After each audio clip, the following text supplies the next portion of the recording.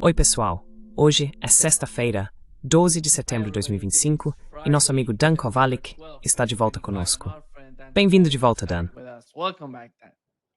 Oi, Nima. É muito bom estar de volta. Sempre bom te ver, meu amigo.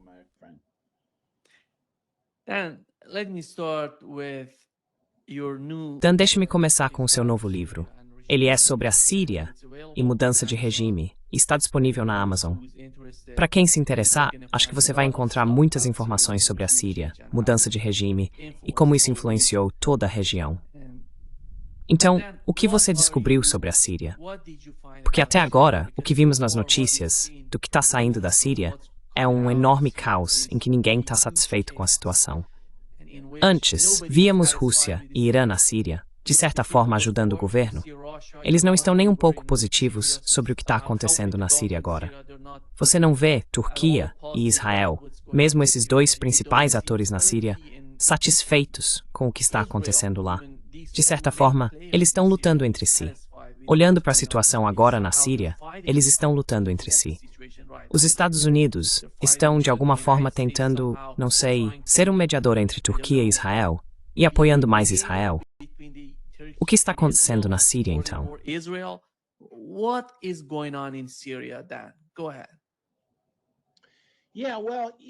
Vá em frente. Bem, você sabe, eu venho dizendo há alguns anos que o caos é o objetivo da política externa dos Estados Unidos.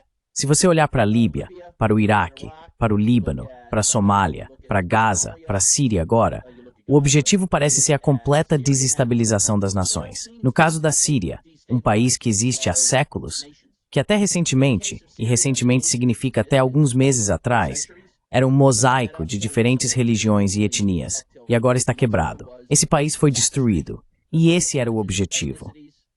Não tenho certeza de que Israel esteja insatisfeito com o que está acontecendo. Acho que Israel vê uma oportunidade no caos para tomar grandes áreas da Síria, o mesmo.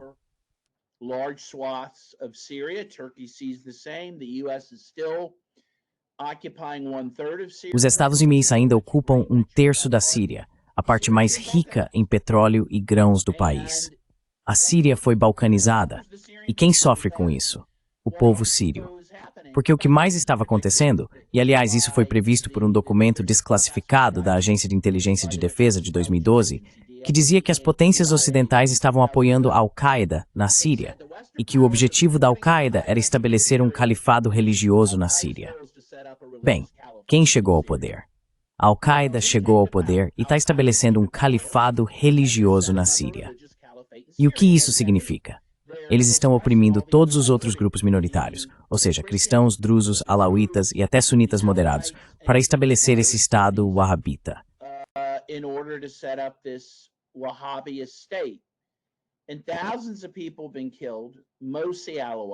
E milhares de pessoas foram mortas, em sua maioria alauítas. Mulheres e meninas estão sendo sequestradas e levadas para a escravidão sexual. É horrível. E eles estão destruindo antiguidades, novamente de grupos minoritários, incluindo grupos cristãos.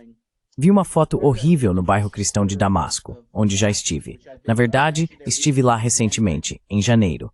Eles arrancaram todas as pedras romanas antigas da rua e pavimentaram a rua para eliminar a história. Não só dos romanos, mas dos cristãos que andaram por aquelas ruas. É horrível, mas novamente esse parece ser o objetivo.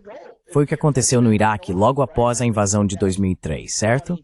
As antiguidades foram destruídas ou roubadas. Estamos deixando esses países absolutamente destruídos.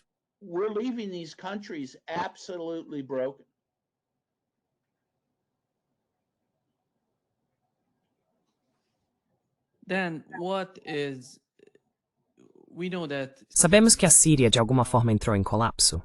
O exército colapsou. Mas como você entende as forças que facilitaram o processo de colapso do governo na Síria? O regime Assad, o governo Assad?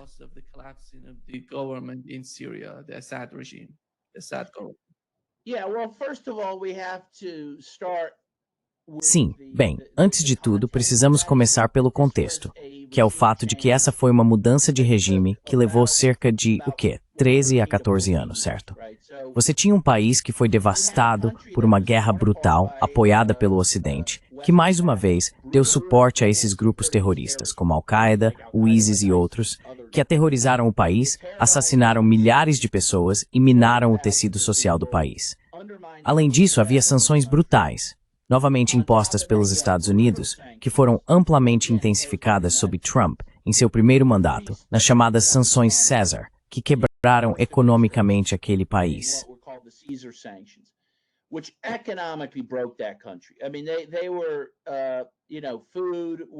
Quero dizer, havia escassez de alimentos, a eletricidade mal funcionava. As pessoas tinham cerca de 2 horas de eletricidade por dia, e todos estavam sofrendo, inclusive os militares. Os soldados e até mesmo líderes de alta patente estavam recebendo muito pouco, porque havia muito pouco dinheiro disponível. Isso permitiu não apenas a desmoralização das Forças Armadas, mas o que parece ter acontecido no final de novembro e dezembro de 2012 foi que membros de alta patente do Exército foram subornados, e facilmente subornados, porque estavam desesperados, certo? Parece que provavelmente o Qatar pagou para que eles não reagissem.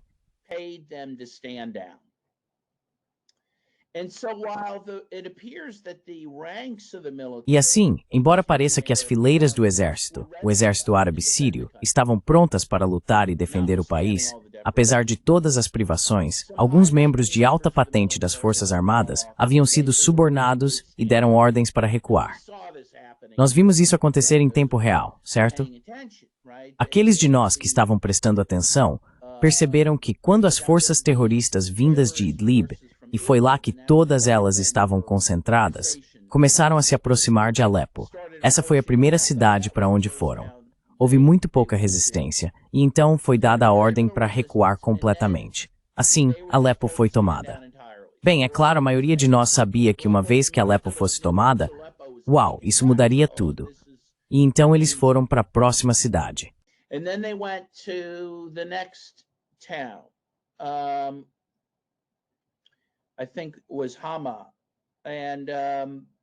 Acho que foi em Hama, e houve um pouco de resistência lá. E então os militares disseram, vamos recuar aqui e recuar. E depois eles entraram em Homs, e aconteceu a mesma coisa. E então tomaram Damasco. Então parece que houve traição, mas foi uma traição cultivada por anos e anos e anos dessa guerra brutal, sanções econômicas e por meio de suborno, novamente acreditamos que pelo Qatar. E, portanto, parece que o próprio Assad e sua família foram pegos de surpresa com o que aconteceu. Parece que, mais uma vez, as patentes mais baixas do exército também foram surpreendidas. Conheço algumas pessoas que estavam no exército árabe sírio ou em milícias que apoiavam o exército árabe sírio, e elas ficaram surpresas.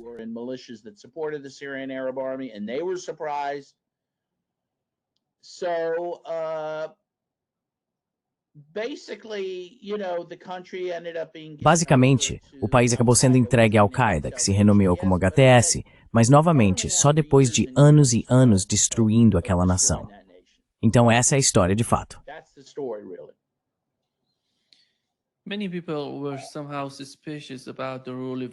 Muitas pessoas estavam, de certa forma, desconfiadas sobre o papel do Irã e da Rússia. Por que eles não ajudaram o governo na Síria? E quando converso com iranianos, e de certa forma russos, eles acreditam que o governo Assad foi uma decisão deliberada da parte deles. Eles decidiram reduzir o tipo de laços de segurança, laços militares, com os dois países, Irã e Rússia. E afinal, parece que Assad decidiu reduzir o número de pessoal militar ou das pessoas que estavam tentando ajudar a Síria militarmente. Eles reduziram o número dessas pessoas. Não sei se os russos ou iranianos os reduziram drasticamente nos 2 ou 3 anos anteriores ao colapso, mas nos últimos 2 ou 3 anos. Qual é o seu entendimento sobre isso? Como a Rússia e o Irã? Qual foi a decisão por parte desses dois países? Por que eles fizeram isso, na sua opinião?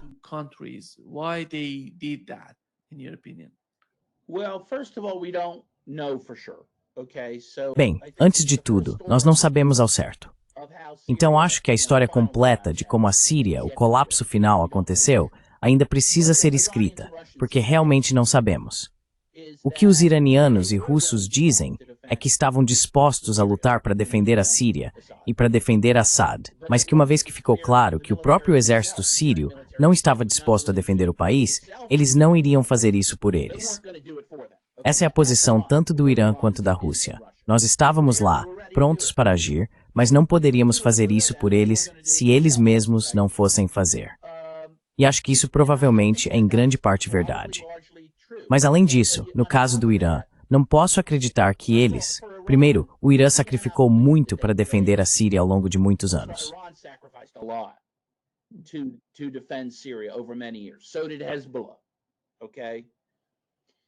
O mesmo vale para o Hezbollah e também para a Rússia. Então não consigo acreditar que qualquer uma dessas partes teria desistido da Síria de bom grado. Não acho que houve algum tipo de traição ou acordo da parte deles. Embora existam pessoas que especulem sobre isso, não consigo imaginar. E para o Irã, é claro, e para o Hezbollah, eles agora, e eles já saberiam disso, estão sob ameaça existencial do HTS, certo? Porque agora a fronteira do Irã não está segura. E o Líbano agora? O HTS. A Síria tem invadido o Líbano, certo? Então o Hezbollah, que antes só precisava defender a parte sul do Líbano, agora tem que defender todas as fronteiras por causa do HTS. Portanto, não há como eles terem feito isso de forma voluntária.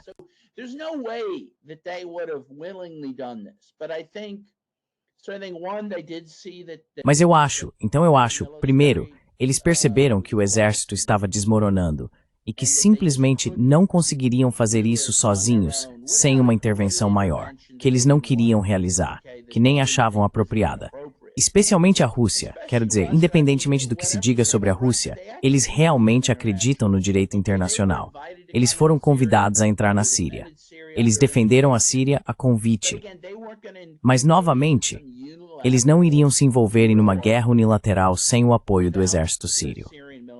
Agora, dito isso, acho que outra coisa real é que a Rússia estava atolada na Ucrânia, obviamente.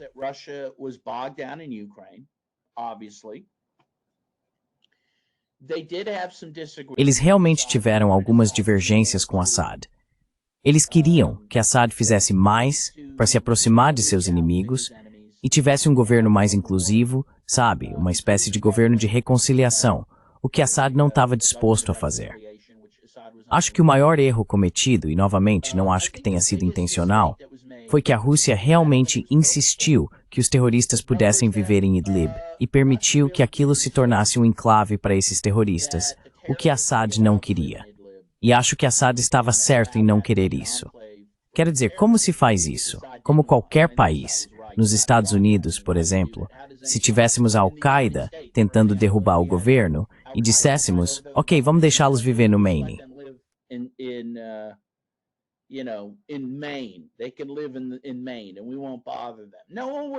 Eles podem viver no Maine e nós não vamos incomodá-los. Ninguém aceitaria isso. Nenhum país que se preze aceitaria.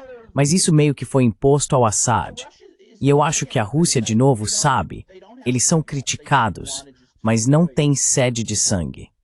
Eles não queriam simplesmente destruir todos aqueles grupos em Idlib, que também estavam, obviamente, entre a população de Idlib. Teria sido um banho de sangue que a Rússia não queria. Então, mas provavelmente isso foi um erro. Quero dizer, isso foi permitido a se agravar. Eles estavam bem armados, bem apoiados pelo Ocidente, enquanto Assad e o resto do país estavam sendo privados de recursos. E isso realmente preparou o terreno para a vitória.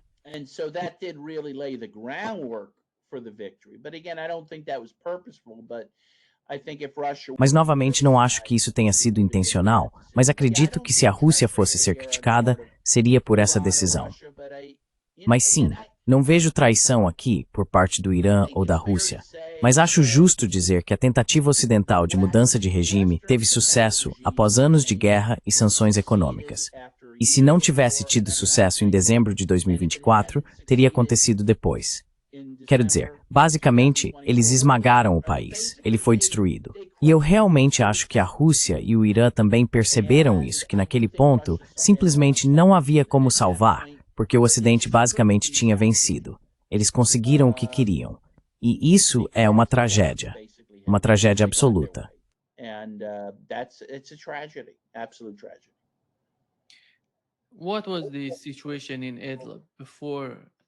Como era a situação em Idlib antes de tudo isso acontecer? Antes de toda essa espécie de levante? Ou como podemos chamar isso? Eu não sei como chamar. Não foi uma revolução. Não foi nada disso. Foi só. Porque esses caras chegaram. Olha, só lembre do que aconteceu na Síria. Eles não tinham armas pesadas. Vieram apenas com armas leves.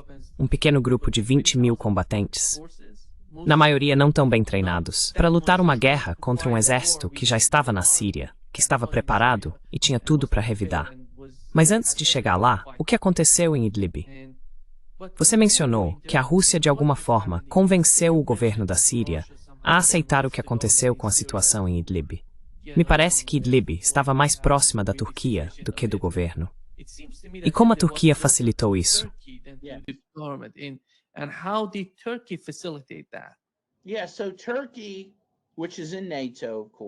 Sim, então a Turquia, que faz parte da OTAN, obviamente permitiu que esses terroristas entrassem na Síria, em Idlib, e realmente apoiou esses grupos terroristas em Idlib, junto com o Catar.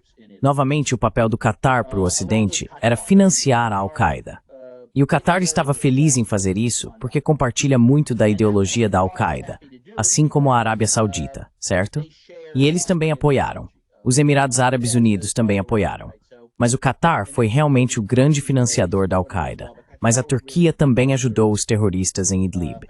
Essencialmente, todos esses países, e os Estados Unidos também, ajudaram a transformar Idlib nesse foco de mudança de regime. E nesse caso, aconteceu que eles se aliaram a esses grupos terroristas para isso.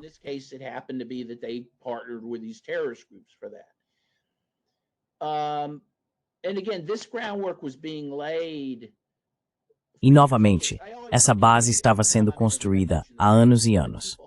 Eu sempre, toda vez que sou entrevistado, menciono esse artigo que as pessoas precisam ler e ter em mente, escrito por Seymour Hersh em 2007 na revista The New Yorker, chamado The Redirection. O que Seymour Hersh dizia na época, e isso faz sentido, já que acabamos de comemorar o aniversário do 11 de setembro ontem, Seymour Hersh disse em 2007 que em 2005, o governo Bush havia passado de travar uma guerra intensa contra a Al-Qaeda para apoiar a Al-Qaeda e outros grupos terroristas em operações de mudança de regime em lugares como a Síria e, com sorte, futuramente também no Irã e na Líbia.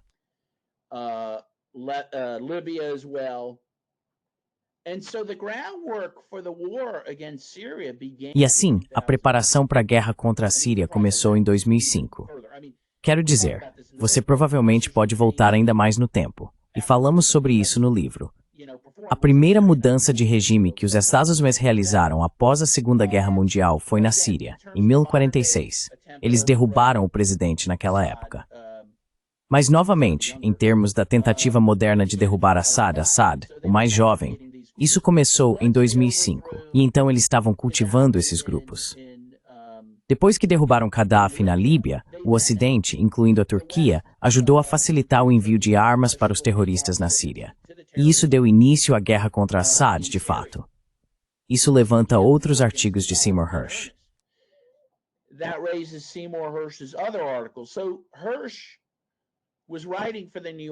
Então Hersh estava escrevendo para The New Yorker em 2007, um jornalista vencedor do prêmio Pulitzer. Mas depois ele publicou um artigo que realmente acabou com sua carreira na grande mídia ocidental como jornalista. E esse foi, como é mesmo, The Red Line and the Rat Line, algo assim, no qual ele falou sobre essa rota clandestina que foi criada da Líbia para a Síria para começar a apoiar esses grupos terroristas, novamente em 2011. E foi aí que começou, não uma revolta, porque esses eram grupos trazidos de fora para dentro da Síria. E eles realmente se aproveitaram de alguns protestos legítimos, pacíficos e locais, mas exploraram esses protestos para começar a atacar física e violentamente o governo e o povo.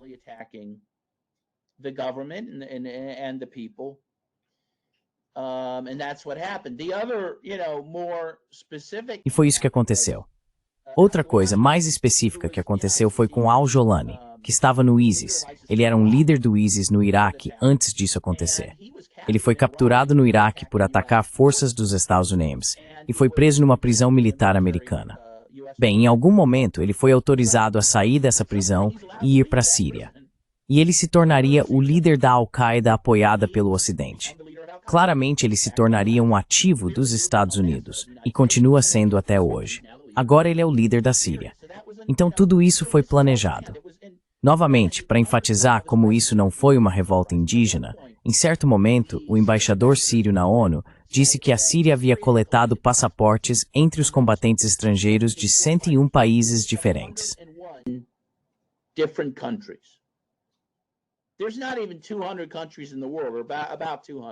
Não existem nem 200 países no mundo, há cerca de 200.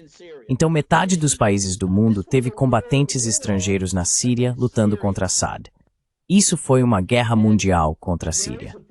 E, na verdade, há um livro que citamos no nosso livro chamado A Guerra Mundial contra a Síria. Quero dizer, foi assim como houve uma guerra mundial contra o Congo no final dos anos 1990. E também há um livro sobre isso. Essas são coisas que você não vai aprender no ensino médio, ok? Na sua aula de cidadania ou de geografia. Mas essas foram guerras mundiais travadas por ganhos geopolíticos. E as vítimas são aqueles que vivem em países como a Síria. Mas é isso. Mas leia aqueles artigos do Seymour Hersh. Quero dizer, ele estava dizendo que isso estava acontecendo. E aconteceu, sabe?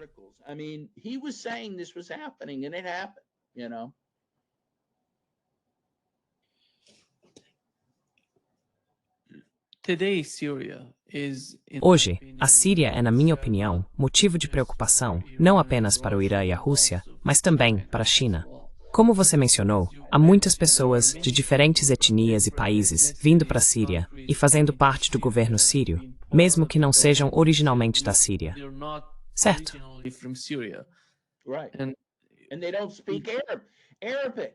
E eles não falam árabe. Quero dizer, 1/3 dos combatentes do HTS são estrangeiros. Não têm nenhuma ligação com a Síria. Não se importam com a Síria. Não se importam com os sírios. Nem sequer falam a língua deles. Aliás, até o Al-Jolani, ele fala árabe, mas não com sotaque sírio, o que é muito evidente para o povo da Síria. Sim, mas você tinha os uigures vindos da China, e eles prometeram voltar para a China e causar problemas lá. E tenho certeza de que o Ocidente ficará muito feliz em apoiá-los nisso, assim como ficou muito feliz em apoiar os terroristas na Chechênia contra a Rússia. Quero dizer, essa é a política externa dos Estados Unidos. Não é para combater o terrorismo, é para espalhar o terrorismo. E sabe, é engraçado, ou não é engraçado, não sei. Você sabe, o Trump, quando estava concorrendo à presidência em 2016, falou sobre isso.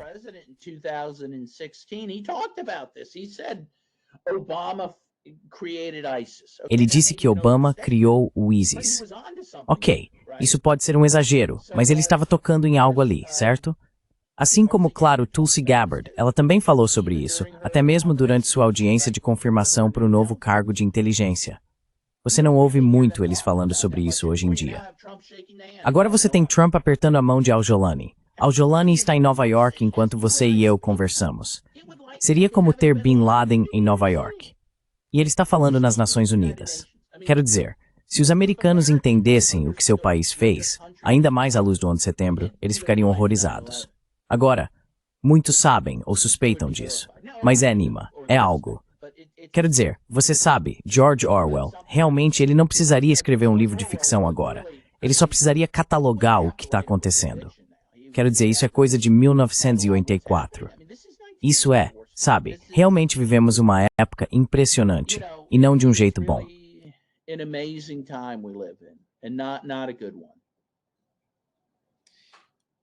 Quem está em vantagem na Síria nesse momento, na sua opinião?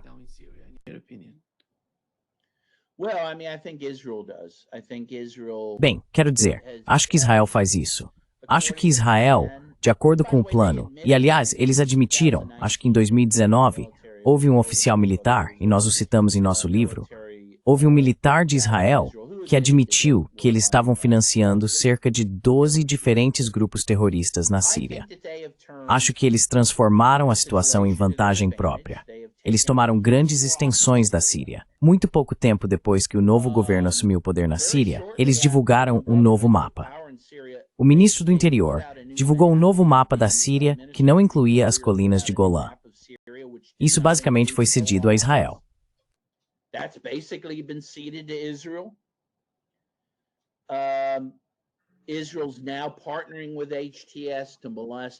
Israel agora está se aliando ao HTS para hostilizar o Líbano e o Hezbollah lá. Isso faz parte do plano. Eu acho que Israel e o Ocidente têm a vantagem, e os Estados Unidos ainda estão no leste, com 1/3 do território. E eles estão usando petróleo, estão roubando o petróleo da Síria, roubando o grão deles. Então o Ocidente e a Turquia também estão se beneficiando. Eles tomaram parte do norte. Sabe, as potências ocidentais têm a vantagem na Síria. E sim, estão sendo cometidas atrocidades horríveis pelo novo governo contra, de novo, todos os grupos que mencionei. Os drusos, os alauítas, xiitas e cristãos. Sabe, alguém pensaria que talvez o Ocidente se cosmos não se importa.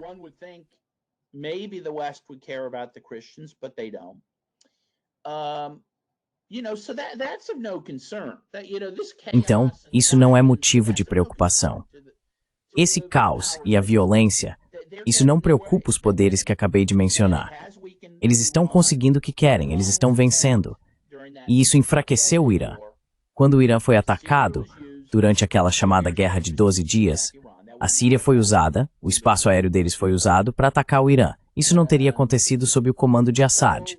Então o Ocidente conseguiu o que queria. Eles venceram na Síria. Quero dizer, sabe, isso pode mudar. O mundo muda. Mas por enquanto, eles venceram e estão vencendo. Com certeza. Você mencionou o sotaque. O sotaque de Al-Jolani não é da Síria? De onde ele vem?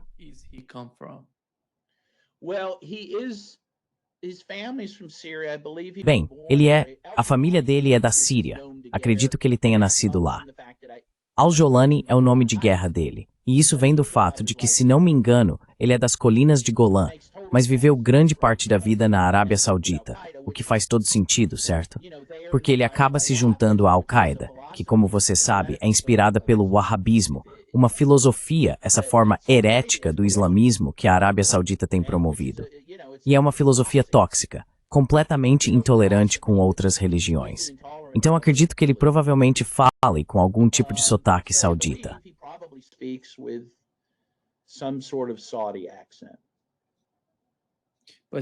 Mas ele vem da Arábia Saudita. Mas ele não é a Arábia Saudita. Ele nasceu na Síria e acabou na Arábia Saudita, sim. Novamente, ele é das colinas de Golã, que estão ocupadas por Israel. Então, sabe, de onde todas essas conexões podem ter vindo, quem sabe. Mas essa é a história.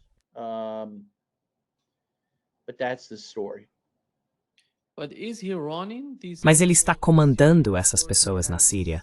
Ou consegue controlar algum tipo de força sobre algumas facções, enquanto as outras simplesmente fazem o que querem?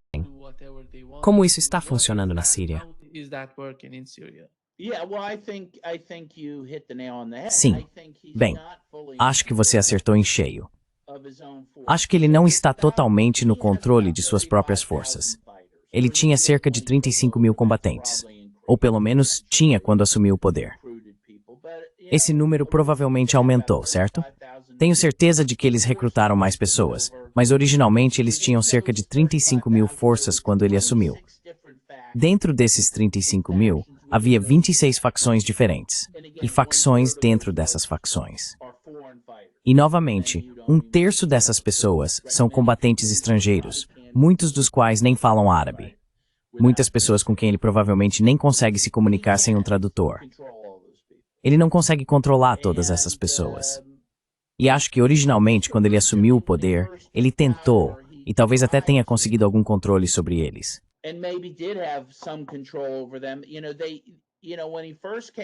Sabe, quando ele chegou ao poder, tentou se apresentar como moderado, colocou terno e gravata. Ele disse, sabe, eu costumava cortar, ele disse isso literalmente, eu costumava cortar a cabeça das pessoas quando era jovem. Mas, sabe, assim como jovens no Ocidente podem ficar bêbados quando são jovens, ou, sabe, qualquer coisa assim. Eu cortava a cabeça das pessoas, mas não faço mais isso. Aquilo foi só uma indiscrição da juventude, certo? Mas sabe, quando estive na Síria em janeiro, um cara que vai permanecer anônimo, porque sabe, ele poderia ser morto se descobrissem quem era, me contou algumas coisas muito profundas.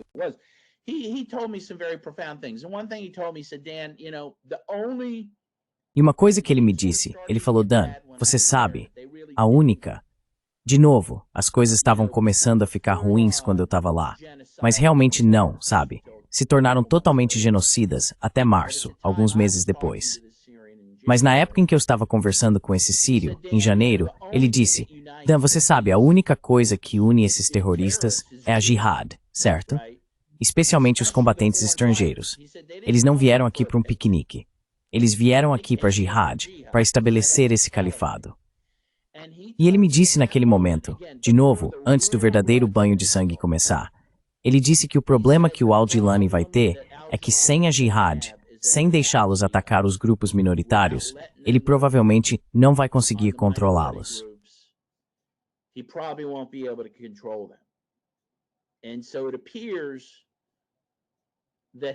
Então parece que ele ou os libertou em março deste ano, ou não tinha controle para impedi-los. Por volta de 6 ou 7 de março deste ano, então realmente há uma data específica que você pode apontar. O verdadeiro terror começou contra, neste caso, os alauítas na região costeira da Síria, em que milhares de alauítas foram mortos. Agora, para seu crédito, a Rússia permitiu que sua base militar lá fosse usada para que os alauítas buscassem refúgio se conseguissem chegar até lá. Dezenas de milhares de alauítas foram para essa base militar. E também, os russos permitiram que eles partissem para a Rússia através da base, se conseguisse chegar lá, certo? Mas foi aí que o verdadeiro banho de sangue começou.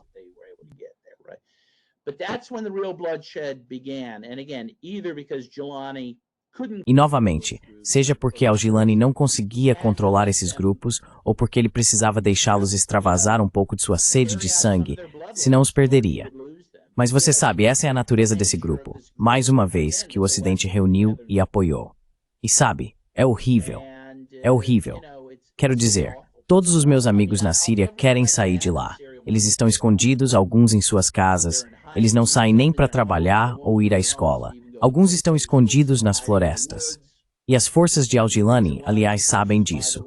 Eles incendeiam florestas para tentar encontrar as pessoas, expulsá-las com fumaça ou matá-las. É realmente horrível, Nima. Realmente coisas terríveis.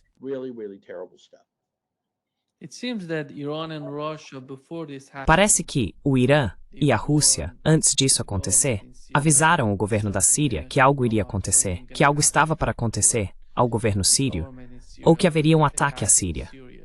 Você soube de algo sobre isso? Porque conversei com iranianos e soube por russos que eles sabiam disso. Afinal, eles tinham algum tipo de acordo com a Turquia para controlar essas pessoas, para não deixá-las atacar o governo sírio. Parece que a Turquia, de alguma forma, traiu tanto a Rússia quanto o Irã. O que foi tudo isso?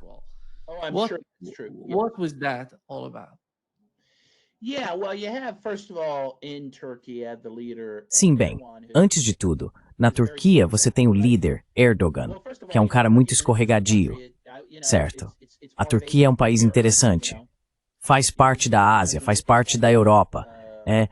Foi interessante quando estive em Istambul recentemente, algo profundo. Há uma ponte em Istambul que vai da Europa para a Ásia, certo?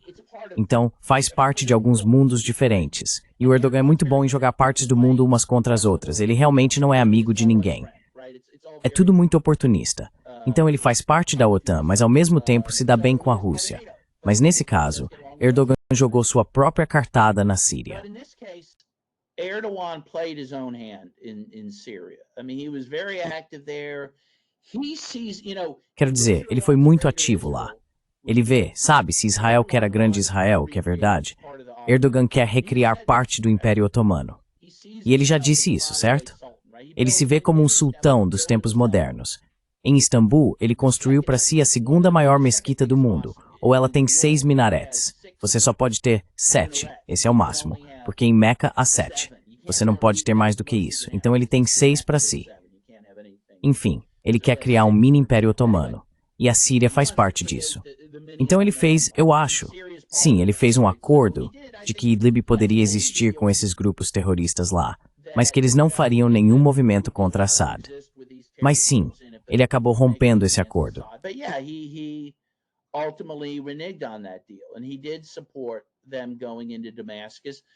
E ele realmente apoiou a entrada deles em Damasco, mas não sozinho. Ele fez isso com a bênção e a ajuda dos Estados Unidos, do Catar, de Israel. Tudo isso fazia parte do seu plano. Mas certamente eu acho que a Rússia e o Irã foram traídos. E no final das contas, a Síria foi traída pela Turquia, que mais uma vez, Erdogan não é alguém com quem se possa fazer um acordo. Nem Israel, nem os Estados Unidos. Quero dizer, esses não são países com os quais se pode fazer acordos. Eles não cumprem nenhum acordo. E por algum motivo, os russos precisam continuar reaprendendo essa lição. Sabe, eles continuam confiando que os acordos que fazem serão cumpridos como os acordos de Minsk na Ucrânia, e não são. Eles não valem nem o papel em que estão impressos.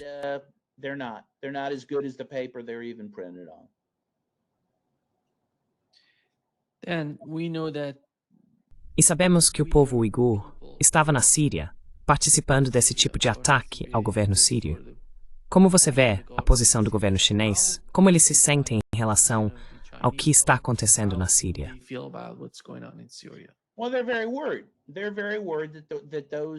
Bem, eles estão muito preocupados. Estão muito preocupados que esses combatentes muito armados e experientes voltem para a China e causem problemas lá. E os uigures disseram que esse é o plano deles. E, novamente, o Ocidente vai ficar feliz em apoiá-los nisso. Então esse bloco, o bloco dos BRICS, com China, Rússia e Irã, está muito nervoso com o que está acontecendo na Síria. É muito perigoso para eles. Na verdade, essa é a região de fronteira do que costumava ser a União Soviética. E é por isso que a Rússia tem essa relação tão forte com a Síria e tinha com os Assads, tanto sob a Rússia quanto sob a União Soviética. Então todos estão muito nervosos sobre o que vai acontecer, e que o terror que está acontecendo na Síria vai se espalhar, e vai mesmo. Já está se espalhando para o Líbano e vai se espalhar para outras áreas, talvez até para o Ocidente, para a Europa. Mas é isso que acontece quando você apoia terroristas. Você não consegue controlá-los.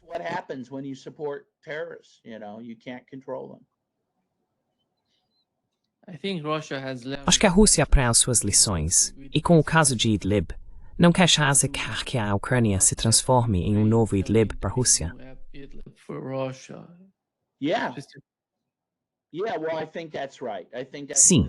Sim, bem, eu acho que é isso mesmo. Acho que é sobre isso que se trata a operação militar especial, certo? Quero dizer, eles perceberam isso.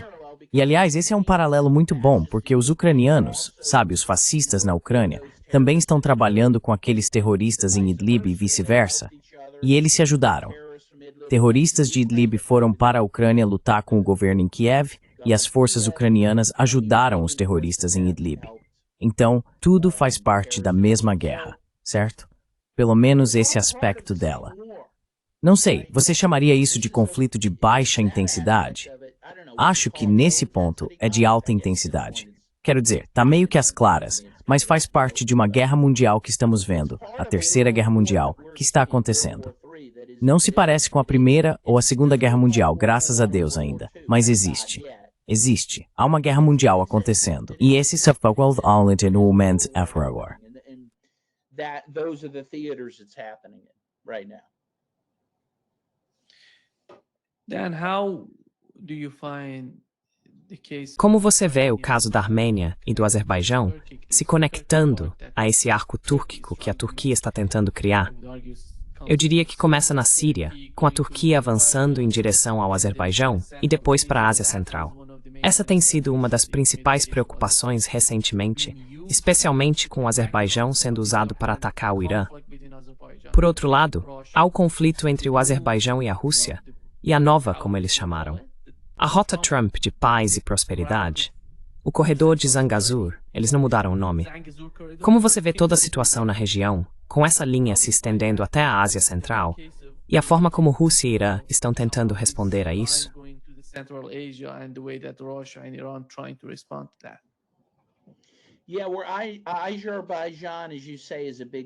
Sim, bem, o Azerbaijão, como você disse, é uma peça importante desse quebra-cabeça. Em primeiro lugar, vamos lembrar, e é por isso, Nima, que o colapso da União Soviética foi para mim o pior evento histórico, uma grande tragédia. Lembre-se de que a Armênia e o Azerbaijão eram repúblicas soviéticas. Muito do que vemos acontecendo no mundo hoje não aconteceria se a União Soviética ainda existisse. O Azerbaijão é muito crítico neste momento. Outra coisa que eles estão fazendo é fornecer petróleo através da Turquia para Israel. Israel não poderia realizar seu genocídio sem o petróleo barato do Azerbaijão. O Azerbaijão é a peça-chave para o Ocidente contra a Rússia, contra os palestinos. Against Russia, against the Palestinians, and Turkey is again always playing both sides of the fence. E a Turquia está mais uma vez sempre jogando dos dois lados, condenando o genocídio em Gaza, enquanto ajuda a fornecer o petróleo do Azerbaijão para Israel realizar o genocídio. Portanto, o Azerbaijão não poderia ser mais crucial. E sim, agora é um grande antagonista em relação à Rússia e à Armênia, que é aliada da Rússia. E lembre-se do genocídio armênio. Tudo isso também é muito importante. Lembre-se do genocídio armênio, em 1915, que foi realizado pela Turquia contra os cristãos armênios. Bem, os sírios são muito. Você sabe, há cristãos armênios na Síria e outros cristãos na Síria. Eles temem que esse tipo de genocídio venha a acontecer com eles. E em certa medida já começou, sabe? And to some extent, it's already started, you know. So you have to look at all that history to understand. Então você precisa olhar para toda essa história para entender o que está acontecendo. Mas novamente, eu sempre, em quase todas as palestras que dou, lamento o colapso da União Soviética. Isso desencadeou todas essas coisas terríveis, incluindo a guerra na Ucrânia, que não teria acontecido de outra forma, certo? Mas isso também não foi um acidente. Isso foi cultivado pelo Ocidente também, certo? O enfraquecimento da União Soviética. Agora, o Ocidente tem a vantagem no mundo. Isso pode mudar. Mas o Ocidente agora, quando você olha para a Síria, a violência horrível que acontece lá e a violência horrível em Gaza, você vê que o Ocidente não tem limites para o que está disposto a fazer para tentar manter sua hegemonia. E é disso que tudo isso se trata. It's hegemony, and that's what all this is about.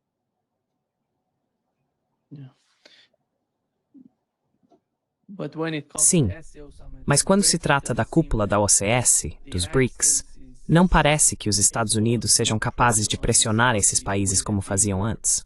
E se você olhar para a Índia hoje, olhar para o Brasil aqui no Brasil, olhar para a China, a guerra tarifária com a China, tudo isso está saindo pela culatra para os Estados Unidos. E apesar de existirem essas questões geopolíticas que você mencionou na região, na Ásia Ocidental de alguma forma, com a maneira como Israel está tentando realizar esse genocídio em Gaza, tudo isso está saindo pela culatra para os Estados Unidos, Dan.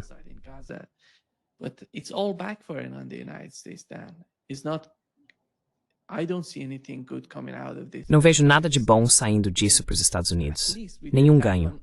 Pelo menos com o ataque ao Catar. Quem vai se beneficiar disso?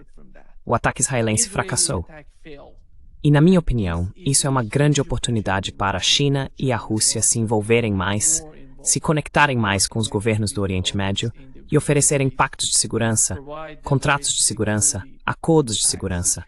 Como você vê isso? Como você acha que os Estados Unidos vão lidar com essa situação? How do you find that? How do you see the United States dealing with that? Yeah, well, I agree with you that the Sim, bem. Concordo com você que os Estados Unidos e Israel, acho que seus dias de dominação estão, sabe, no outono, estão chegando ao fim. Mas é por isso que eles estão reagindo dessa forma, de maneiras tão violentas, certo? Este é o último suspiro do Império. E Israel é realmente apenas uma extensão do Império dos Estados Unidos. O Império dos Estados Unidos está morrendo e precisa morrer. Precisa morrer para que o mundo possa viver. Quero dizer, vamos ser bem claros sobre isso. E ele vai morrer, mas o problema é que eles vão levar muita gente junto. Eles não vão sair em silêncio, certo? Então, concordo com você que os Estados Unidos e Israel estão meio que na defensiva, mas isso não significa que não possam causar muitos danos nesse meio tempo. But that doesn't mean they can't do a lot of damage in the meantime. You know, let me again, Nima, do you like Michael Parenti? Sabe, deixa eu, de novo, Nima. Você gosta do Michael Parenti? Você curte o Michael Parenti? Um dos grandes intelectuais. Eu sempre digo não Chomsky, mas Parenti. Parenti disse algo muito profundo quando a União Soviética colapsou. Ele disse, olhe para o colapso da União Soviética e do Bloco do Leste. Ele disse que quase não houve disparos. E ele disse que talvez isso diga mais sobre a natureza daqueles governos, certo? Que eles realmente foram embora pacificamente. Os Estados Unidos e Israel não vão embora pacificamente. Eles vão matar muita gente e destruir muitas sociedades. E isso está acontecendo. way out, including their own. And that's already happening. Thank you so much, Muito obrigado, Dan, Dan, por estar conosco hoje. É sempre um grande prazer. O prazer é meu. My pleasure. It is my honor. É uma honra e um prazer. Adoro o seu programa. É uma honra ter você aqui, Dan. Você é um cara incrível. Obrigado. Obrigado por me receber. Igualmente. Até logo, Dan. See you soon, Ok, Dan. obrigado. Tchau. Okay, thank you. Bye-bye. Bye-bye. Bye-bye. Tchau.